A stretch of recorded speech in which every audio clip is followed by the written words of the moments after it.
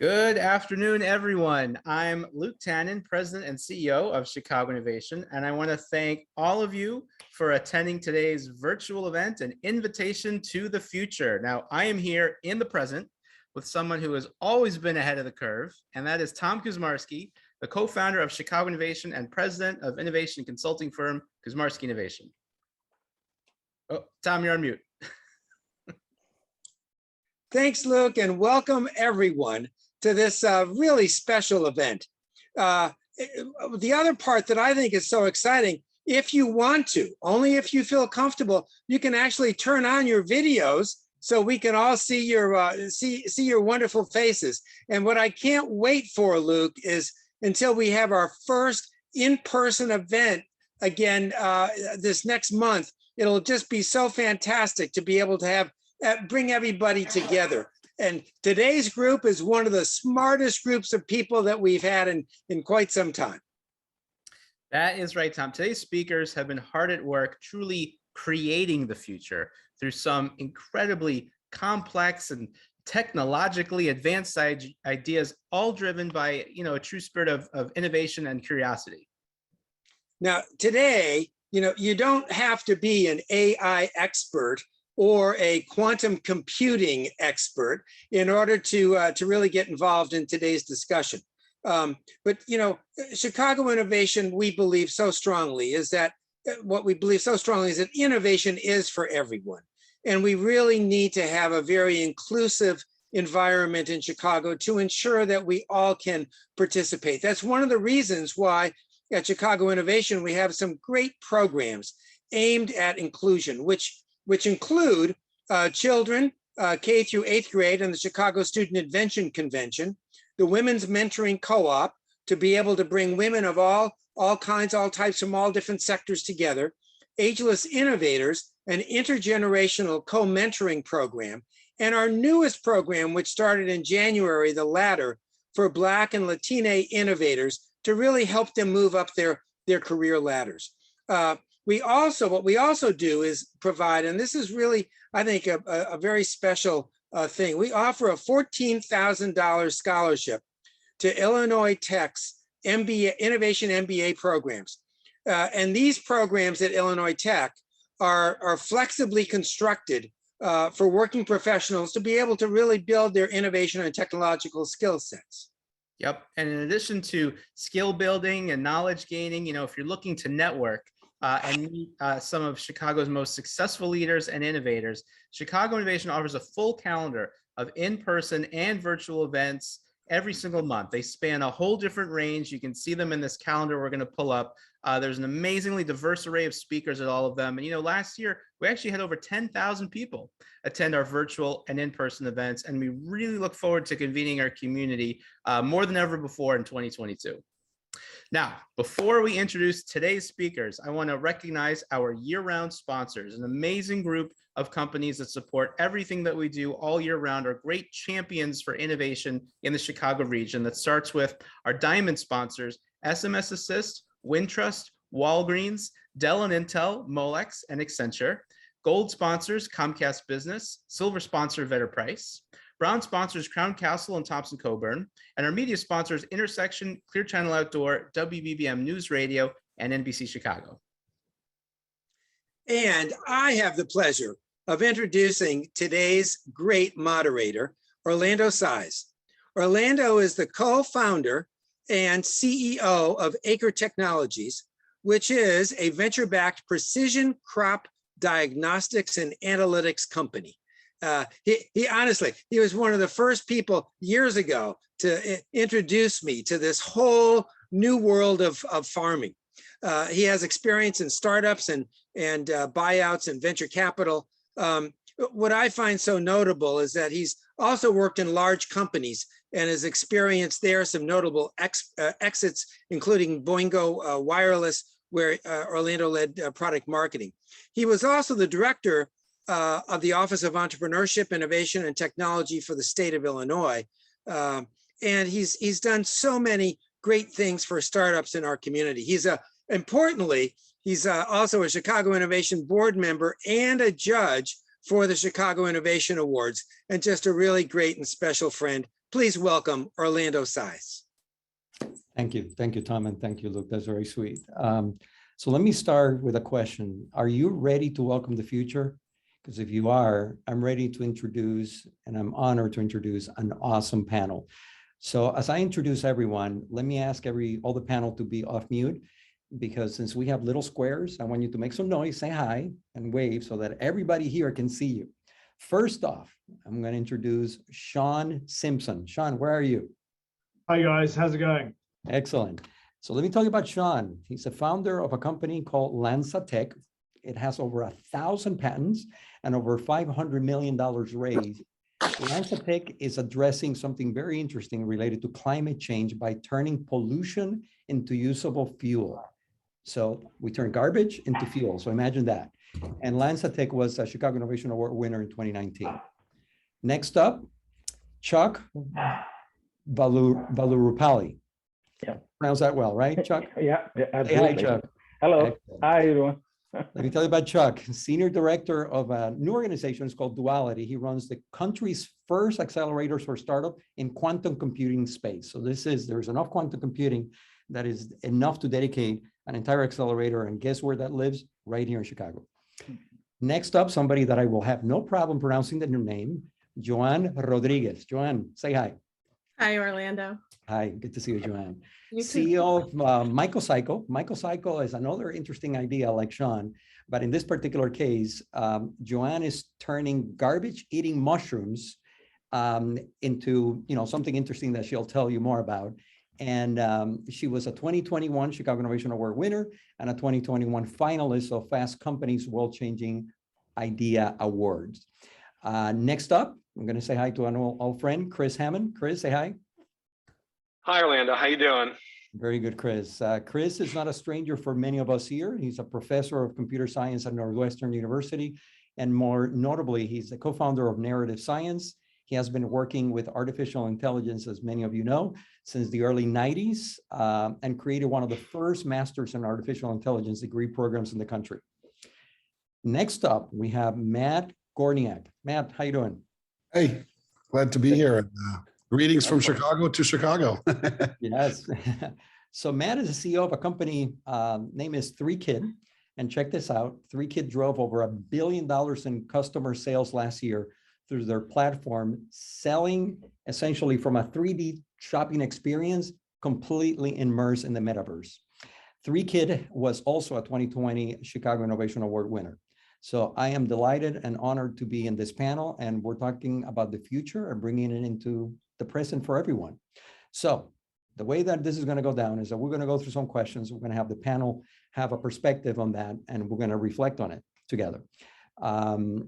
Garbage eating mushrooms, microbe replacing pesticides, AI, quantum computing, turning pollution into fuel, conducting commerce into metaverse. These are very, very big questions and big ideas. So I have a question for everybody to relate to, which is, are we, or is the world evolving faster than humans' ability to adapt? Some may argue yes. So buckle up, because we are all in this together, whether you like it or not. And we have a lot of explaining to do, and we don't have a lot of time. So let's jump in. I want to first approach the question or the topic of, your passion is your work. Many of these innovators have a particular bug that was the impetus for them to be where they are. And we've all heard the expression, the best way to predict the future is to create it. So this is why we asked this panel to join, because you're bold and dedicated to bring this future into our present lives. So before we dive in, let's take a minute to share where your passion came from. What's the spark that led you to become this amazing future creator in your current business? I need to talk to the people that are dealing with garbage and interesting things and turning into fuel. So this is Joanne, Shaun, all yours to start. You both have developed incredibly inventive ideas for recycling waste. While it's going to take way too long for us to do justice here, but can you give us a quick snapshot of and the explanation of how you came about with your innovation? Hey, Joanna, please go first. Well, thank you, Shaun, no problem.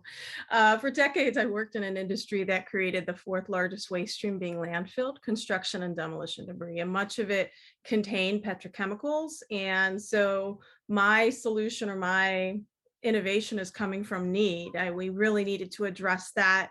The waste management sector is responsible for 16% of all man-made methane gas. And so I took my cue from nature. So at Microcycle, we've created a nature-based technology to remove toxins from waste and to create reuse opportunities using that root structure of the fungi. And so affectionately, I say we've trained mushrooms to eat trash. Fascinating. Shaun, how do you Yeah, and top so that? I think for us, globally, we today consume 100 million barrels of oil every single day. And we know that as a result of the combustion of that oil, we've created a climate crisis. And so we have to wean ourselves off this oil.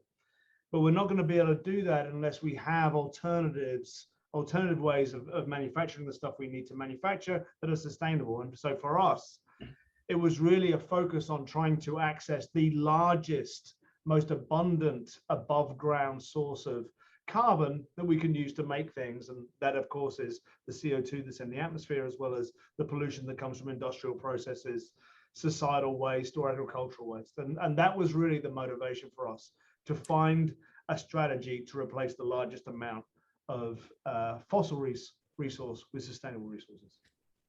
What an incredible win idea, not only for the pocketbooks, for the planet. And I suspect this is part of the DNA that characterizes a lot of you here, where you're trying to think about a big addressable market and think about ways to monetize that, and at the same time have a positive impact. So I have to do a follow-up question here because it's too interesting. How is it that ideas like this are not like standard practice today? What obstacles are you facing, and how are you taking this this vision to scale?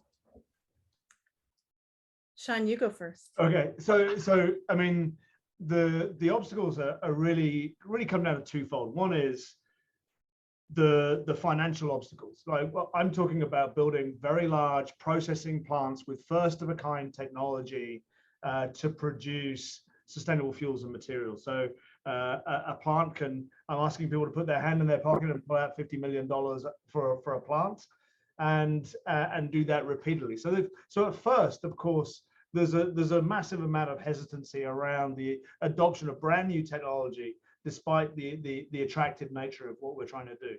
And then the other piece is actually legislation, and looking to legislators to kind of open up the field to innovative solutions to the problems we face today. And I think those two in concert form the greatest barriers that we see, but barriers that are surmountable.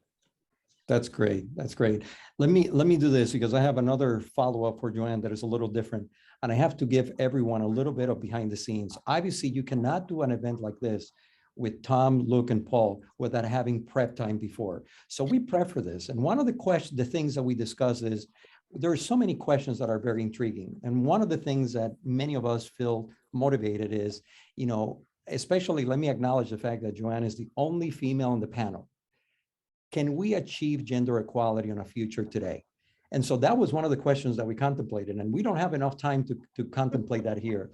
But those are the kinds of things that we wrestle with. But Joanne, you have any thoughts related to that? I mean, yeah, that we can achieve gender equality. We just have to stop talking about it and actually do it.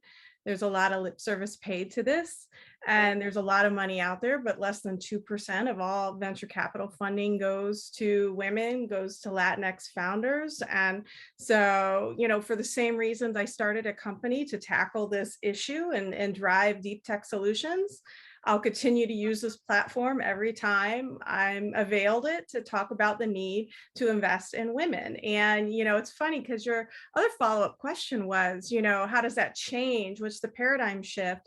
And I just have to say that it doesn't take anything away from men. It makes all of us stronger, and it gives us a better diversity and understanding of the ways business can function. So, I mean, it allows my daughters to see a more bright future as well. And so we're really not just for climate change and carbon mitigation and risk mitigation in the natural sense, like as well as in the business sense, we're also doing that in the sexual sense. If we don't start to achieve gender equality in investing and adopting new technologies, we'll never see innovation thrive. It'll die on the vine. There's a lot of great ideas, and men aren't the only ones possessing them. It's fascinating how the future and bringing the future into the present is far more than technology, but it's also about social change, and these issues are very important. Matt, I'm coming to you, man, because you know about this metaverse stuff, and there's a lot of people that don't have a clue. And I have an Oculus, and I've been playing a lot, but spending the same amount of money in a real pair of Nike shoes in the digital world that in the physical sense, that's insane, man.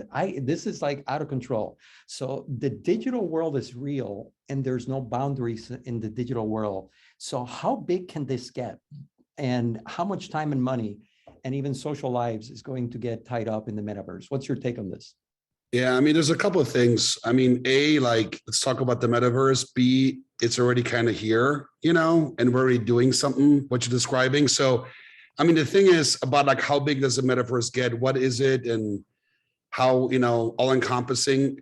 I think we're still figuring this out. And I think that's kind of a common theme. You know, it's a bit of the, you know, when the internet came out, I was just graduating college, sort of as a mass adoption, and none of us really knew. But let me just share some examples with you. I mean, in some ways, you already are in the metaverse. Like, our technology is an onboarding to help you bring products to life digitally. That's 3Kit. So you can call it an on-ramp for the metaverse, but really even Web 2.0, like digital e-commerce, meaning the problem is if you want to sell a product, bring a product to life digitally, you can't just take a picture of it. So there's a whole story behind this. But you're probably buying today products online that actually never been built. They're digitally rendered. They look real. There's a whole convergence of movie industry, visual effects, and gaming, and that's called the whole metaverse. Anyway, and you paid with your credit card, and then you transacted all digitally, and then at the end you get a product, right? But the whole thing was really digital. No couch was made or hurt in the process of you buying it. So that's kind of one way to think about it. And then I just kind of leave it there. So that's already kind of happening. And I think most folks just don't understand how good digital rendering visuals are. I think they assume it looks gamey. It is not. And I'll just leave it there. If you ever go deep on the internet, like I told my wife this, like, I'm sorry to do this to you, but you will never see a movie ever to see him again. Anyway, I'll leave that here. But the other thing I'll say, I don't want to take too much time up, but Orlando, I think it's, I think we're actually used to kind of NFTs so I'll do a separate topic.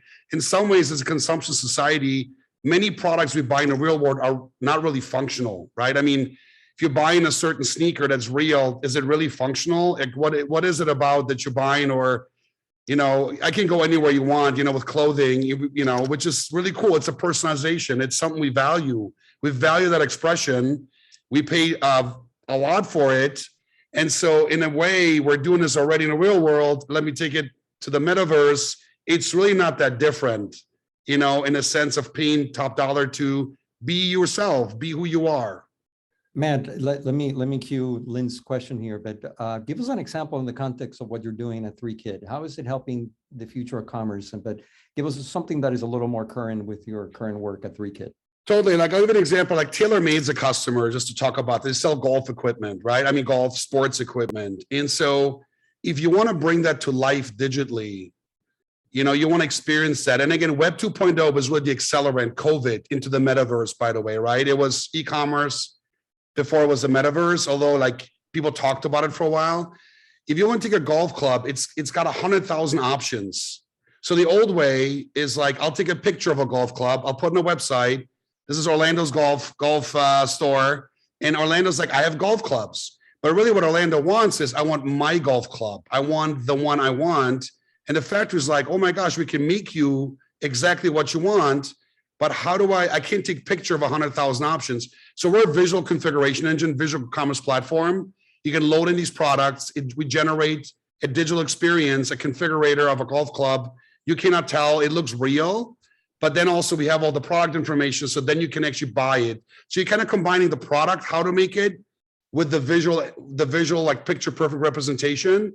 And you can see for e-commerce, that's kind of like that's what you need, but then in the metaverse, that's without that, you don't exist. So the metaverse isn't about you playing. I'll give you another thing. So that's what we do. That's what the platform does, work with brands and manufacturers. But let me take it back to the metaverse. If you're playing Grand Theft Auto, which I haven't played since college when it first came out, but think about that. If you're in that game and there's a couch to the room, why would you model the couch as a game developer? Why not bring a couch from a manufacturer that then you can configure and maybe even buy? I mean, that's kind of the leap where e-commerce starts meeting the metaverse. Yeah. And by the way, Mandalorian's made on game engines, and I'll shut up, I promise. So it's just like, wow, that's made on a game engine. What's the difference between a game and a movie?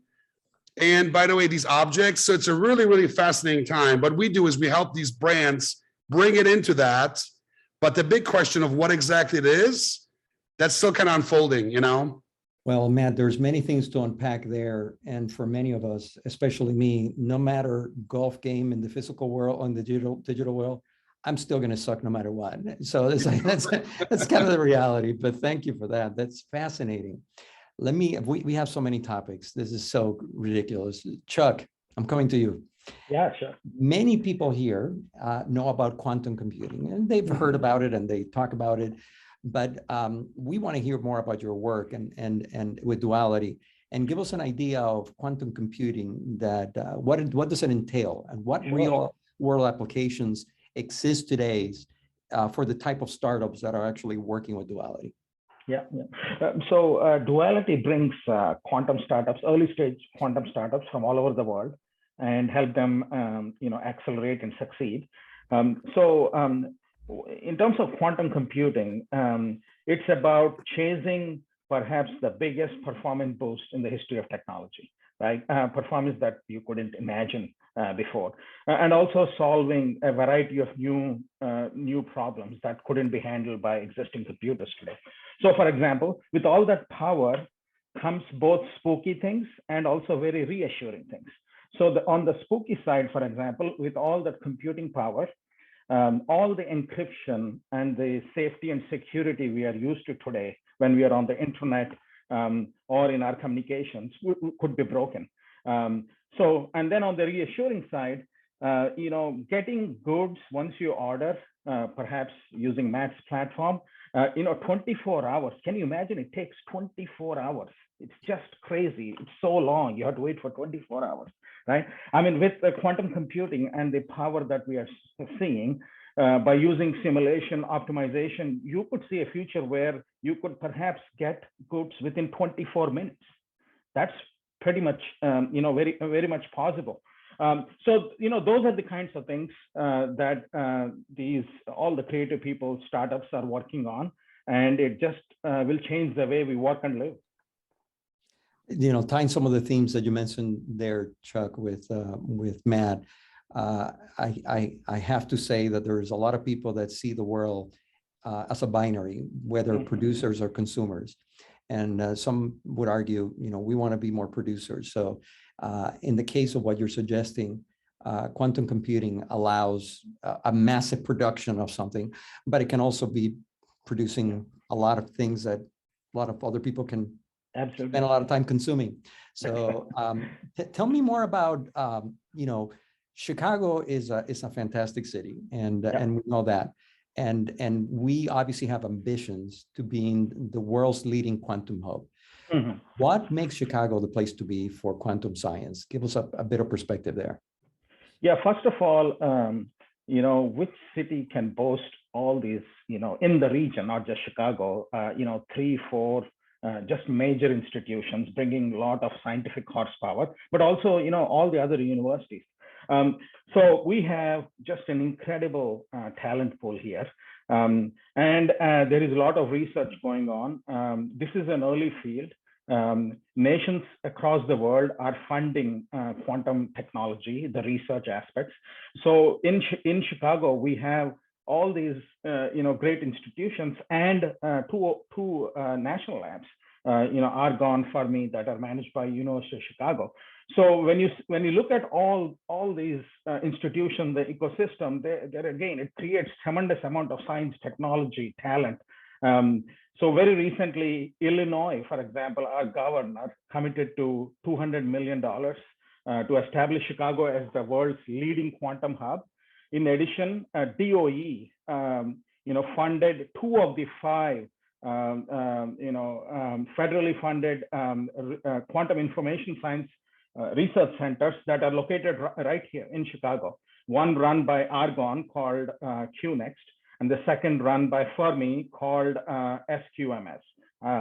So, not worrying about the acronyms, but again, these are all advancing the research in many, many areas. Quantum is not just about quantum computing. There is sensing, there is all the materials, there is simulations, chemistry, all sorts of things happening here.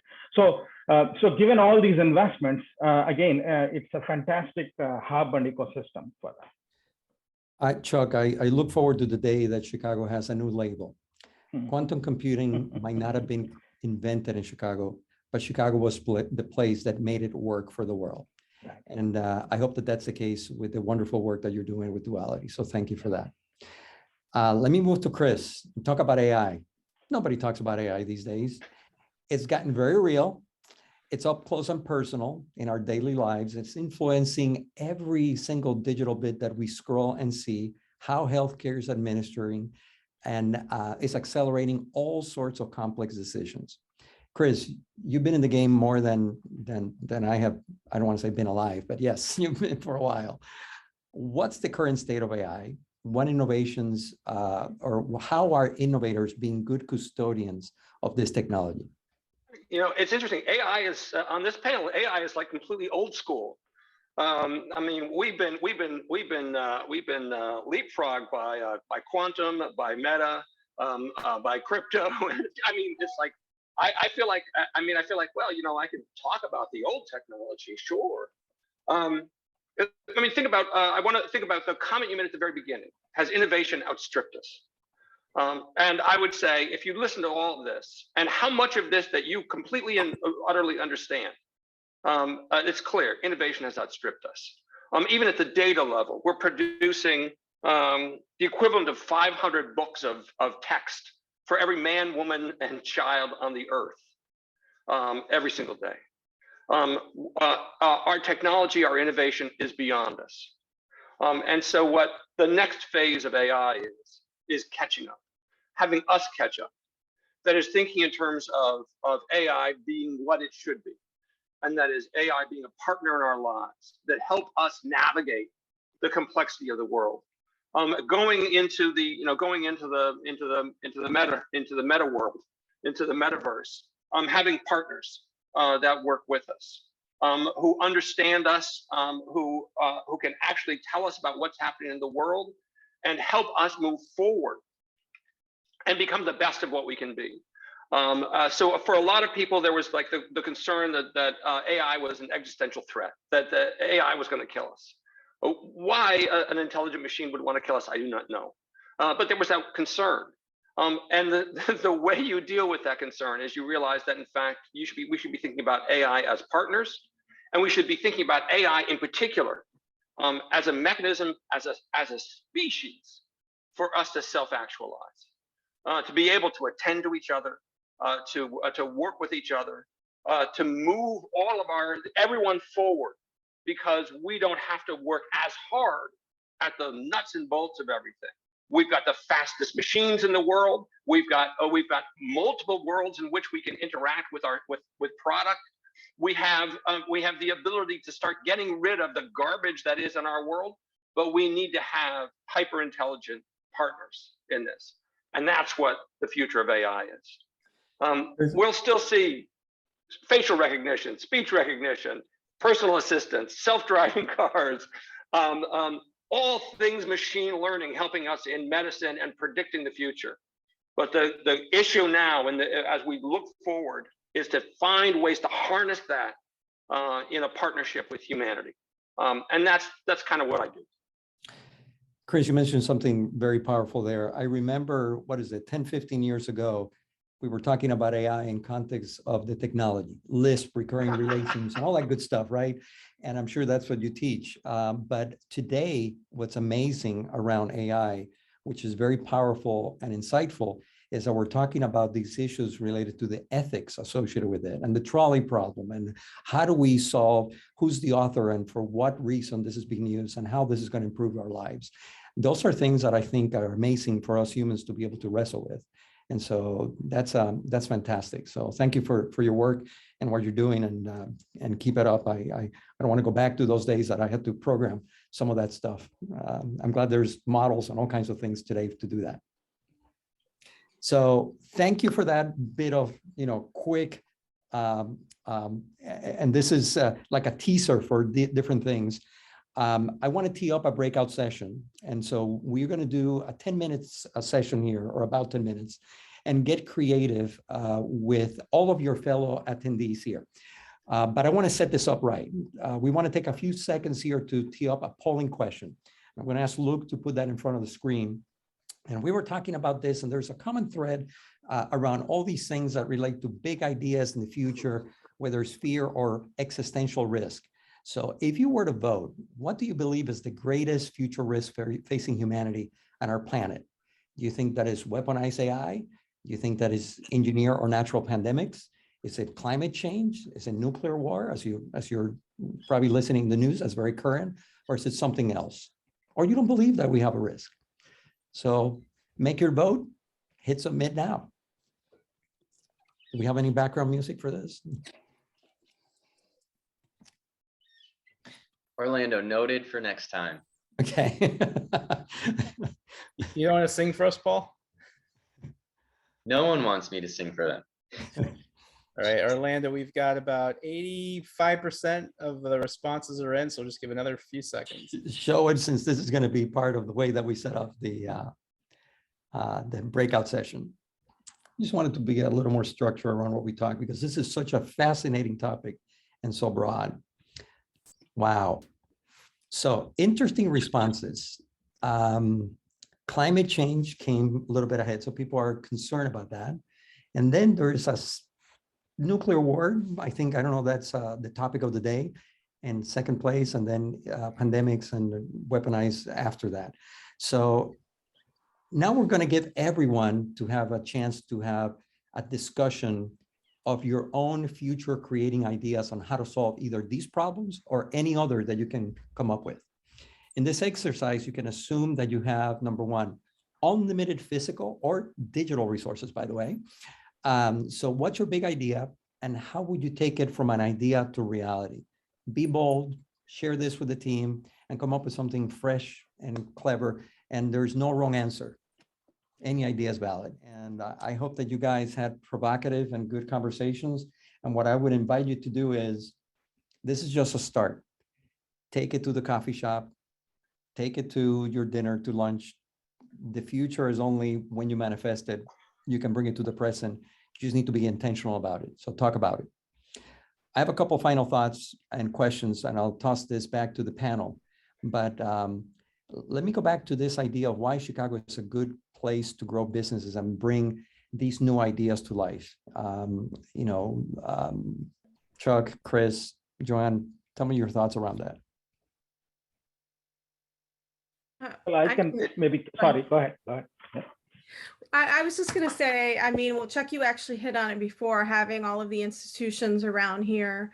And I just see that we really are the crossroads of America. There's so much happening here. There's so much commerce, and there's so much technology.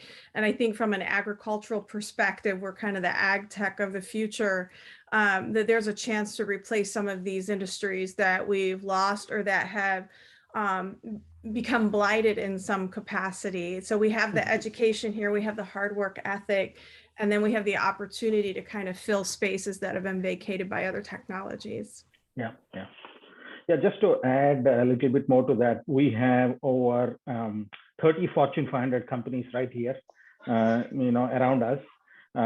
There are around 90 plus active venture capitalists right around us. These are all essential components of helping our entrepreneurs, right?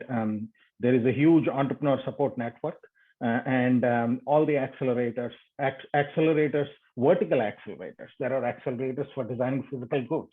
There are accelerators for e-commerce companies. So there is incredible variety here for an entrepreneur to succeed.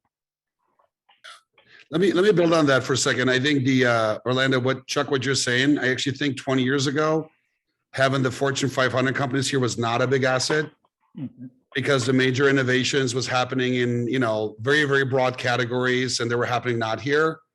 But now it's so accessible, Chuck. I think it's like you're saying, it's a huge asset because more and more people are going to spin off these companies. We always thought it's going to happen more, but now it's just, hey, they're very focused on manufacturing. And Joanne, you said about, farming or all these things that really are here and not somewhere else. And I really think you've seen it. The ecosystem is very, very vibrant. It's great, beyond just the employee pool. But there's a lot of great ideas that now the barrier to entry is so much less to execute on them. So I think if you're like not going to solve the next picture sharing problem, if you're not going to solve the next food delivery problem, and you could do it in Chicago too, by the way, I'm not saying you can't. This is a great place to do it because there's so much expertise that's going to create these amazing apps that others just won't know about because they don't make it there. Anyway, that's sort of what I'm excited about here. This is, I don't want to say this is an echo chamber, but talking about the future, it has such a positive feel to it. People hanging out who are positive, this is people that you want to hang out with. And especially when they talk about the future in a positive way. And that's especially valuable even more now when we're dealing with pandemic, violence, climate change, other things that actually kind of draw us in a different direction. Shaun, let me put you on the spot, and Chris, share something that gives you optimism around the future. The thing that gives me the most optimism is actually that we have technologies now available that truly do offer the solutions that we will need in order to live on this planet in the way that we recognize going forward. So yes, we're going to have to change a lot of things. Yes, we're going to have to think about valuing carbon and our perceptions are going to have to change, but the technologies that underpin that shift actually exist, are actually real, actually work. And so we're not taking a step into the unknown. We're taking a step with the technologies that enable that brighter future. And I think that's what's very exciting. And I think when you look around the panelists, you see the exciting technology. I mean, I can say for myself, I'm developing an enormous process biotechnology that produces thousands upon thousands of tons of sustainable fuel from industrial waste gas. We use AI. Why do we use AI? Because it's the future of how processes are controlled in order to reduce cost, maximize uptime, maximize throughput, and give us product diversity. I live in this space, Shaun, of hanging out and being motivated by intellectual curiosity. And so a lot of the times we think about the goal, or how great it would be to reach this bonanza or this particular place in life or for the planet or for life or in general. But we often overlook the process that it takes to get there. And the process and the system, that's our legacy. So a lot of what I'm so connected and I appreciate of the work that you guys do is actually you're thinking about the goal, but you're also thinking about the breadcrumbs that are needed so that those systems and those processes and that tools are in place so that life in the future works kind of in a flywheel that moves a lot easier for everyone. Chris, what's your take on the future? I think when I look at innovation and in this panel in particular, and the places where we run into roadblocks, it's usually because people don't understand. They don't understand. They don't embrace. And we keep trying to communicate using sort of old school sit down and I'll talk you through it techniques. I think the thing that has happened because of the political upheaval in this country, information upheaval in this country, our awareness of social, is that we've begun to understand that communication is not just about facts, and that we have to find ways to give people visceral connections to all of the things that will make the world better, even if they don't understand the nuts and bolts of all the things that have to be done. I actually think that that's I mean, oddly enough, I think all of the political BS that we've been through over the past 6 years, 7 years in particular, has netted us an awareness of a deeper need for human communication. It's not a graph. It's not just a fax man. It's how is it connected to you? How is it connected to your family? These things we need to understand. And the more we focus on that, along with the technology, the humanization of the technology, the realization of the technology, the actualization of us with the technology, the faster we will move, the better we will move, the stronger we will be. Chris, here's what's so right about what you just said. It's all about mindset, and having that mindset is essential. I often reflect on the responsibility that as creators we have when you create technology and social media and all these things. And some of these things have unintended consequences that don't play out in the way that we really want. So, you know, I'm curious, that mindset that you just said and explained. Do I go to Matt's store to buy it? Because I think that a lot of people need that. That's very powerful. There's one more thought that I want to have here and do a reflection. But there's so many technologies that we use today that were predicted by science fiction, as we know, and we read a lot of. I love to read about the dead, and I learned that phrase, recently related to reading books, because there's a ton of information in the past that was science fiction that now is coming to be true. Metaverse didn't exist. It was a science fiction term that was created and noted in the early 90s. And so what I want to ask you guys is, what do you think sits in this universe that now is science fiction for us, but it will be real in the future? Tell me what you think about what you've seen in movies and comics that you wish would be real. I mean, I can tell you, Loki is out of control, ridiculous in my household. Learning about the MCU and the Marvel Cinematic Universe and this concept of multiverse is just ridiculous. I would love to see a place that we can validate this whole notion of string theory and have some application that actually allows us to transport so that we can extend humanity across all the multiverse. I could be completely nuts, but that's something that I think about. Is there anything like that you guys have, that when you think about what science fiction today that you would like to make it real? What does that look like? Hello, can you hear me? Yes. Oh, great. Well, I really love the story of Smallville. I like to watch it with my kids, and I like the idea of Clark and the dynamic of his family and the dynamic of Lana, and especially his relationship with Lex. Now, I'm not referring to what happens in the future in the Superman movies, but just the quaintness of Smallville and the learning process that he has to go through as far as connecting, finding his past and trying to be accepted within a society of Smallville. I agree with you, and I think that anything that can, whether it's through technological advances that helps us increase the currency of our relationships in a real way, is so powerful. And Smallville is a classic example of that. I have so many more things to ask. Oh, go ahead. I want to quickly answer your question. Neural meshes.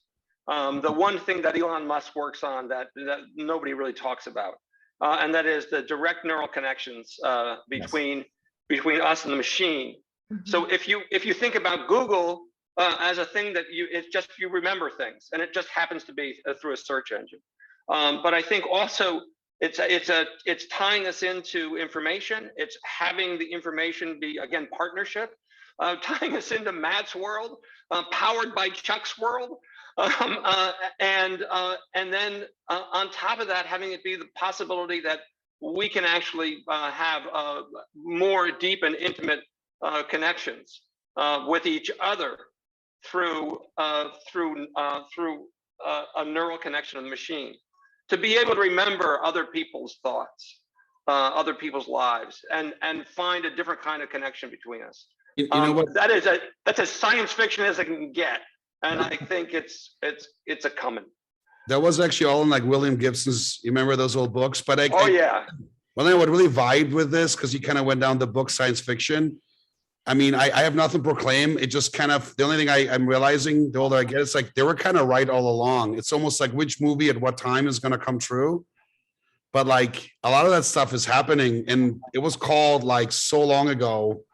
And I was an avid reader of science fiction, so it's fascinating. I don't know when it's going to come true or what, but these authors were pretty clever, I will say. They saw things we didn't, and it's hard to follow.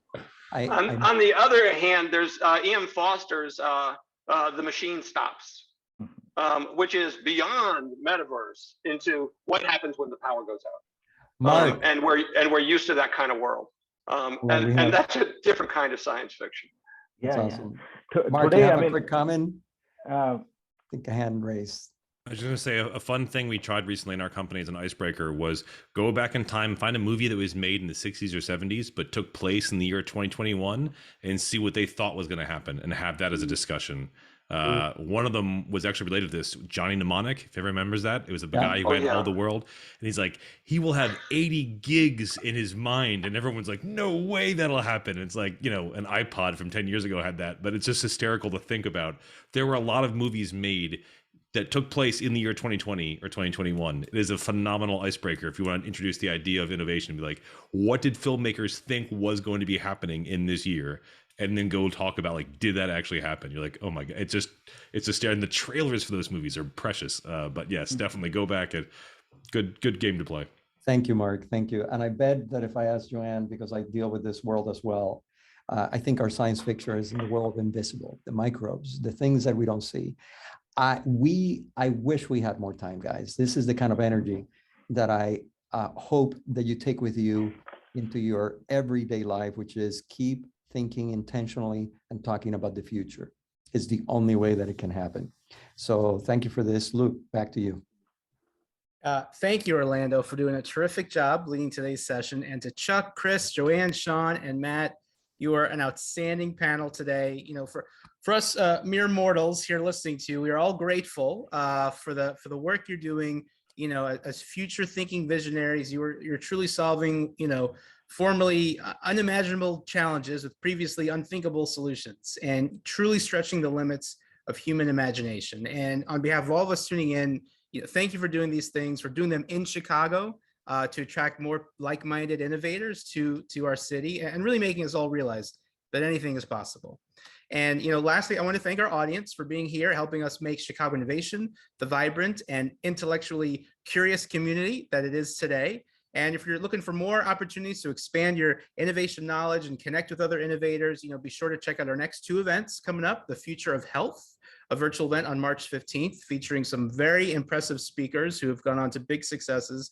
And then also, as Tom mentioned, our first in-person event of the year, celebrating women in innovation on March 23rd at Wintrust Grand Banking Hall in downtown Chicago. You can register for both of these events via our website. So until then, stay well, watch a lot of sci-fi movies because the next big idea is in there somewhere. And we hope to see you all again real soon.